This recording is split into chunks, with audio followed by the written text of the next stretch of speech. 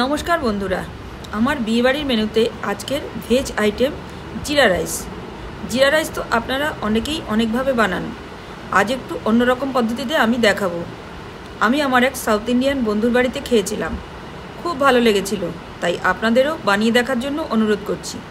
আমি প্রেসার প্যানে করেছি, আপনারা হাঁড়ি বা ডেকচি যে কোনো কিছুতেই করতে পারেন। প্রথমে প্রেসার প্যান বসিয়ে সাদা তেল গরম করতে দিলাম। এবার ওই তেলে কয়েকটা গোটা জিরে, গরম মশলা, কাঁচা লঙ্কা, আদা কুচি, কাজু বাদাম, কিশমিশ দিয়ে ভালো করে ভেজে নিয়ে কয়েকটা কারি পাতা দেবো। এবার আগে থেকে ভিজিয়ে রাখা বাসমতি চাল দেবো, 1 চামচ নুন দেব। এবার গরম জল দিতে হবে। আমি 1 বাটি চাল নিয়েছি, তাই 1.5 বাটি গরম জল দিলাম।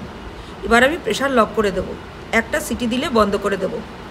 এবার আমি ঢাকনা খুলে দেখাচ্ছি, দেখুন কতটা ঝরঝরে হয়েছে। এবার উপর থেকে একটু ধনেপাতার কুচি দিয়ে প্লেটে সার্ভ করব।